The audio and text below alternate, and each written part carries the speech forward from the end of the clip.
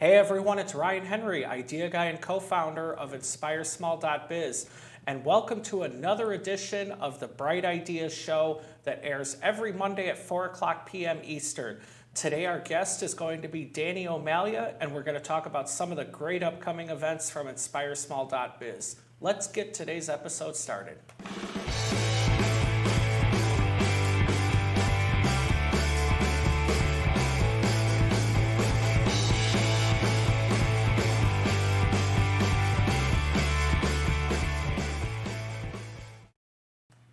Hey everyone, Ryan Henry here, idea guy and co-founder of INSPIREsmall.biz, and welcome to the Bright Ideas Show.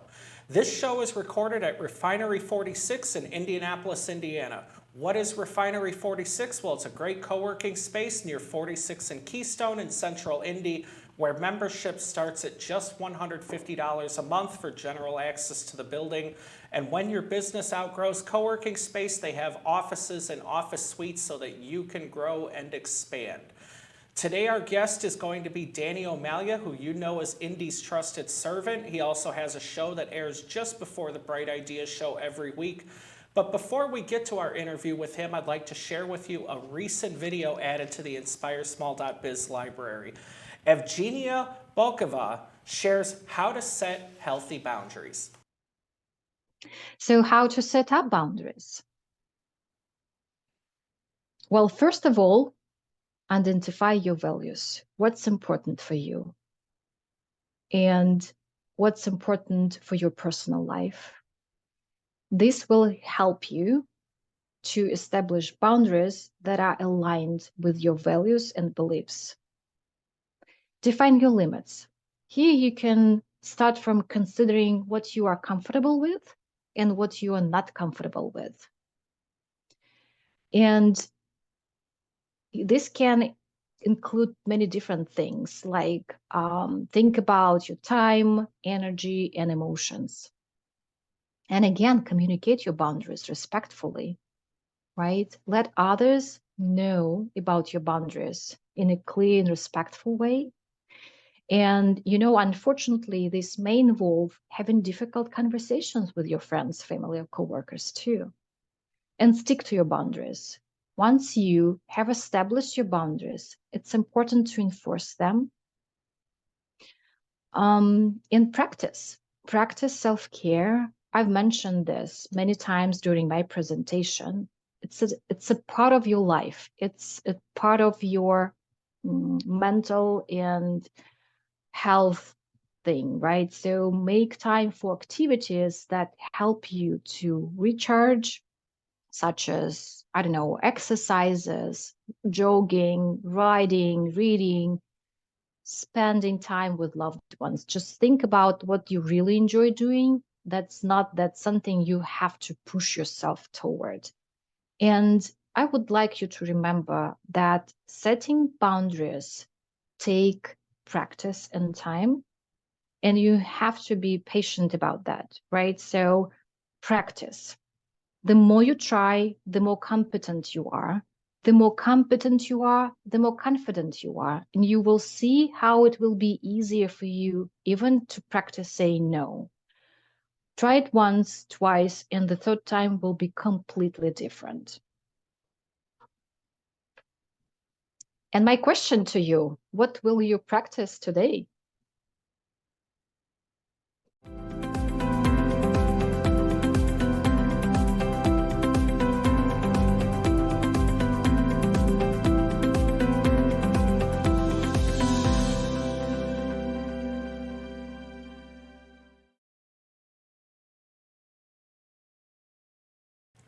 All right, everyone. Well, now it is time to introduce today's guest on the Bright Ideas Show. Many of you already know him as Indy's trusted servant. He has a weekly show that airs here on INSPIREsmall.biz just before the Bright Ideas Show each week at 3 o'clock p.m. Eastern. Danny O'Malia. Danny, how are you doing today? I'm great, Ryan. Thanks. How you doing? I'm doing great. Danny, thank you for taking time out of your busy day to come down here to Refinery 46 and record today's episode. My pleasure. So Danny, let's talk, for those who don't know who the O'Malia family is and your family's legacy here in Indianapolis. Let's talk about your career before starting your own business. Oh, gee, well, I grew up with my dad, Joe O'Malia, who ran and owned grocery stores. When I worked in grocery stores for my dad from the time I was about 8 or 9 years old. When I got out of college, I taught high school English for 6 years, worked nights and weekends in the stores, and after 6 years of that, my wife and my dad talked me into joining the O'Malia food market business in 1975. And I succeeded my dad as president of O'Malia's in 1986 or 7. We ended up with 9 grocery stores and about 950 employees. And man, we had a bakery and we had a warehouse and we were running trucks all over to the stores, and there's just a lot of stuff going on. And we had a great run. I don't know if we were best known for the quality of our meats and produce and deli, or for our service, our customer service, or for the variety we had in our stores. But we did all that, I think, very well, and I'm very proud of all of that. We sold to Marsh supermarkets in 2001. I worked for them until 2006 as they were about to go bankrupt. And in 2007, I started doing customer service training and keynote speaking about customer service and organizational culture, which my dad did not know the term organizational culture. He just would say things like, "This is what makes us who we are." And he would give me many examples how we were doing things differently than the big boys, especially Kroger at the time. And all of it proved to be very, very true. And so, Danny, as someone that I myself moved to Indianapolis after O'Malia's was part of Marsh, and presumably all of the stores were branded as Marsh, to this day, I still hear from people that talk about how much they miss shopping at O'Malia's, or many people who worked for O'Malia's at some point going through high school or into early adulthood. So it sounds like O'Malia's really had a great culture and a really great place in people's minds here in the Indy area. And aside from the culture thing, but at part of the culture was my dad wanted to do everything as differently from the big guys as possible. So we had carpet on the floors of our stores. We carried out groceries long after everybody else did, and really, really carried out groceries. And I had a great little visit with one of our longtime employees today who's working at a grocery store called Needler's in a former O'Malia store up in Carmel, Kenny Newell. His 60th birthday is today. Nice. And the point is, I'm still in touch with, and a lot of O'Malia employees keep in touch with one another. And so, happy 60th birthday, Kenny Newell. Nice. And so, Danny, let's talk a little bit about, so when you departed Marsh and started your own business, Indy's Trusted Servant, what are some of the things that you're able to do for your clients? Well, I like to think that I can enhance their level of customer service and also enhance their culture, which actually the culture comes first. And I do a lot of speaking to large groups of employees, but I also do a lot of consulting with the owners of the company. A lot of people like to say we give great service, but when you look at it, it's not so great. I like to help people improve that. And on the side, I'm keeping my dad's legacy alive, and I love doing that. And so, Danny, you were also the 3-minute speaker at the very first Sparks After Hours here a couple of weeks ago, and you shared a little bit about your dad Joe's story. Why don't you share with our viewers a little bit about Joe O'Malia's first venture into the grocery business and what happened? What happened? Well, first of all, my dad started his career in the grocery business in 1939 with Kroger. He worked his way up to store manager, went in the Navy, came back, World War II, came back, still store manager, loved the grocery business, hated Kroger. In the early 50s, he went to work for a local chain called Stop and Shop, owned by 2 local guys named Mr. Frankovitz and Mr. Frisch. And he loved it. He was their general manager. They had about 8 or 9 stores like O'Malia Food Markets was going to have later in the mid-50s, they sold to a big chain from Atlanta, and I remember my dad coming home and saying to my mom, I feel like I'm working for Kroger again. At which point, he bought a little store in Broad Ripple.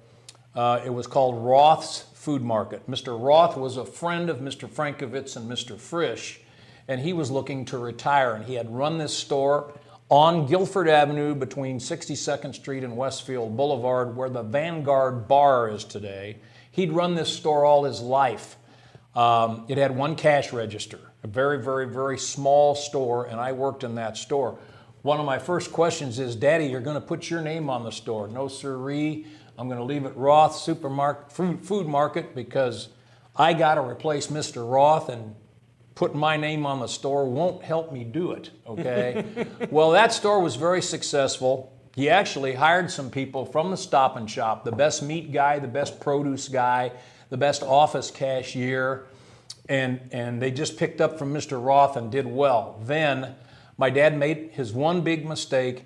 He went to a bank and borrowed money to open a store on the west side at West 10th Street, and where 465 is today, but there was no 465 then.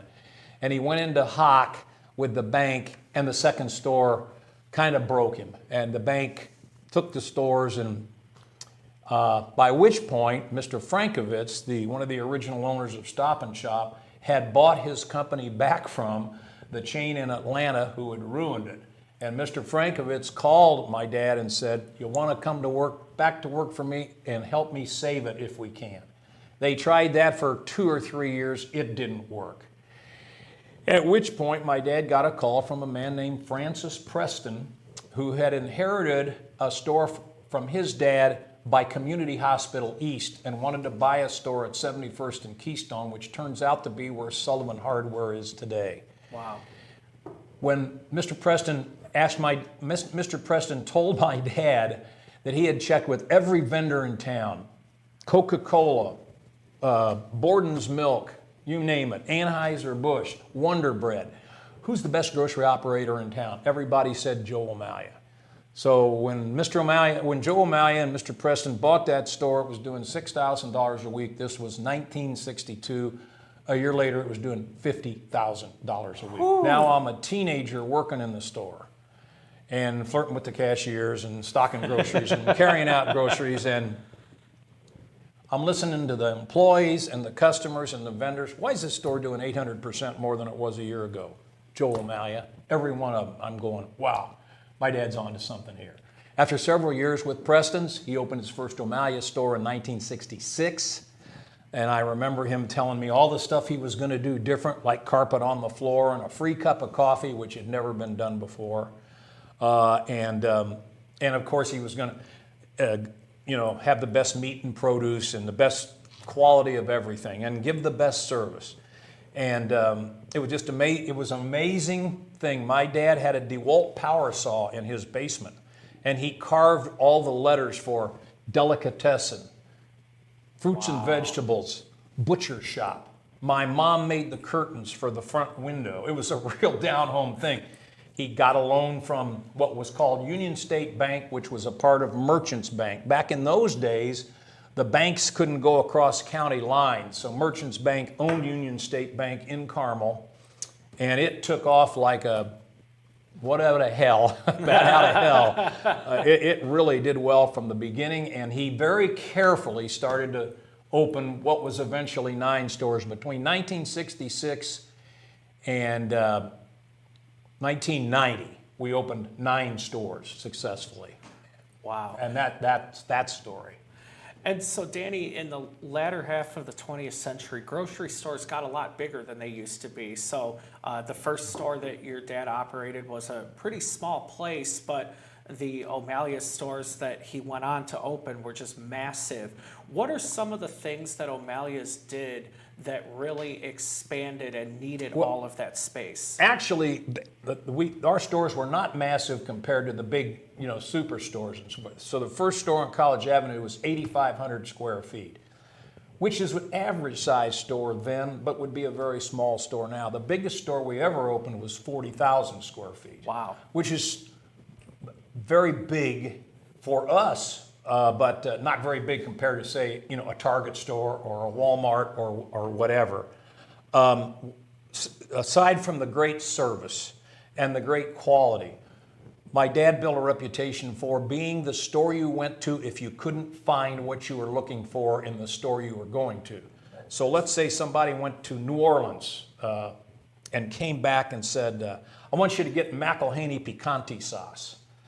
Well, you could talk to Kroger about doing that, but they wouldn't do it. But Joe O'Malley would find it, okay? Nice. And so we had an awful lot of, I remember even when he had the little store in Broad Ripple, he would, somebody would come in and ask for something unusual, and he would say to me, hey, here's a certain amount of money. Go down to the Kroger store. We didn't have room for it on the shelf. Go down to the Kroger store. They've got it. This was just 2 blocks away, and he'd say, bring me 3 jars of it. I'll put 2 jars in the safe and sell her and tell her when she's out of it, I'll have more for her. Well, that reputation grew. By the way, he would also say, really hurry, but don't get hit by a car at 62nd Street. Okay? So that at O'Malley's, we had bigger stores than that, and it was easier to pick up all this stuff. So we were the first people to bring Boar's Head deli meats into Indianapolis.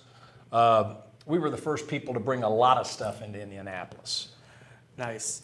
And so, Danny, as the O'Malley family sold the stores to Marsh, and you saw the writing on the wall and got your business started, in the back of your mind, what was that last straw that you had that you decided it was time to go out on your own?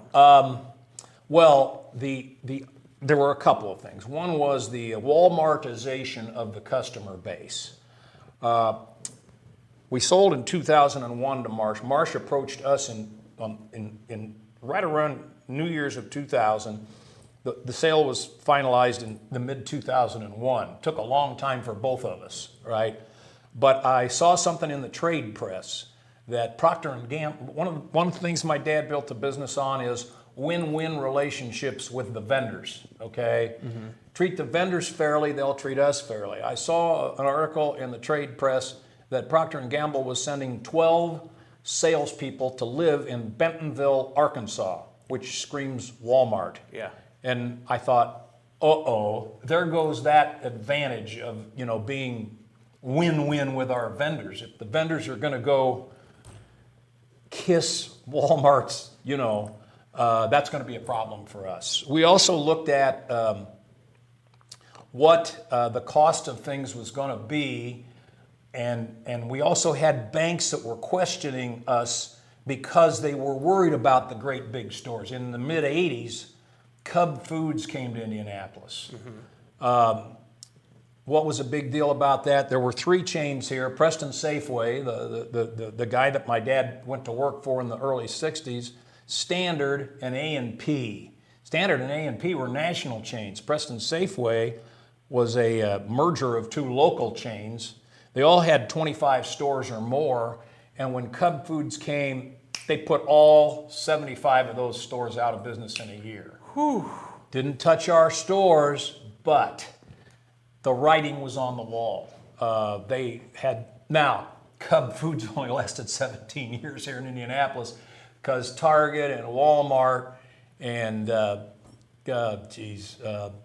some of these other fancy stores on the one end, like Fresh Market and so on and so forth, it started building better mousetraps than Cub Food was. And so when Marsh made an offer for it, it was hard. It was hard, but we decided discretion's the better part of valor. One other thing, Joe O'Malley had 4 kids. We were all part of the company. Joe O'Malley had 18 grandkids. How many of them are going to be part of the company? How can we be fair to all of those 18 grandkids as they grow up if we keep this and are successful? And we said, we don't want to get into that. That sounds like a lot more stores then. Yeah. So Danny, let's talk about now, as Indy's trusted servant, you're keeping your dad's spirit alive to go out and teach other people how to run a business the way he did. So how can our viewers get a hold of you if they want to learn how to provide exceptional customer service? Well, you can call me at 317-413-9062, Or you can just Google Indy's Trusted Servant and get a hold of me that way. My email address is DannyOmalia@gmail.com. No apostrophe in Omalia, Omalia. So DannyOmalia@gmail.com, 317-413-9062. If I don't pick up the phone, I will call you back. One of the things my dad taught me, he put me in charge of customer service and said, return all calls unbelievably fast. And I will do that. Nice. And so, Danny, since you bring that up, that's an issue a lot of businesses have today where they have a phone number.